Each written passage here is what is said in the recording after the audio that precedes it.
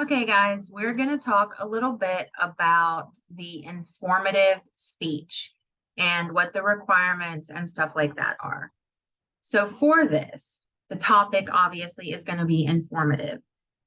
You are not trying to convince your audience of anything. You're not trying to get them to do anything. Think of informative almost like these lectures. You are just giving information. You'll explain, describe, and inform. Your topic must be researchable, meaning you must be able to get sources for it. It can't just be, I think, I feel, I believe. You have to give sources. Speaking of sources, as it says in here, you have to have at least 3 sources. You will cite all 3 of them correctly in your outline, and then you will also cite them verbally. Your speech needs to be a minimum of 4 minutes with a maximum of 6 minutes. Now, obviously, it says you'll be stopped if you reach 7 minutes.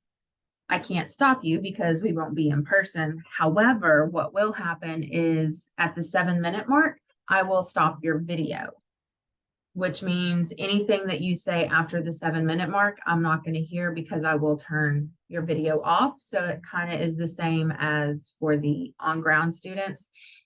For them, obviously, they're going to be told time and they have to stop. It talks about supporting material, visual aids. So the big thing is a visual aid. There is a visual aid lecture. Let me see, that is chapter 10. So make sure you watch chapter 10. You are required to have some sort of a visual aid. Again, when you watch chapter 10, you'll see what the different types of visual aids are, and you can select whatever type you want.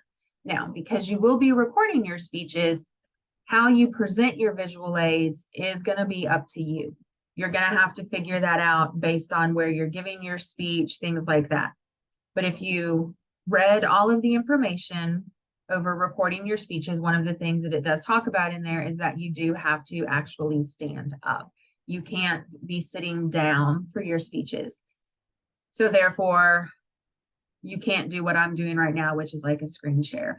You could have it on a display behind you. You could have a laptop next to you, anything like that. I do understand it can be a little bit more complicated when we are talking about recorded speeches, but it is a requirement. So please, please make sure you don't leave that out, because again, you will lose points if you don't have sources and if you don't have a visual aid. So make sure you've got your sources, make sure you've got your visual aid, because that is what's really going to hurt you. The other big thing is on delivery. It says do not read aloud.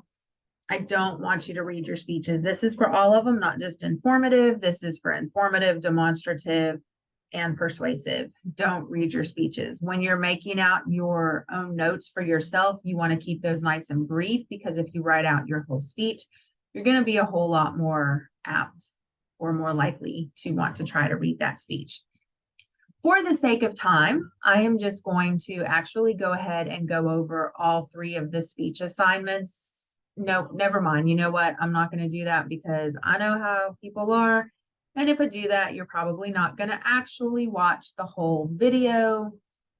So yeah, I'll just do individual ones for each one of the speeches. So be on the lookout. There will be a demonstrative and a persuasive.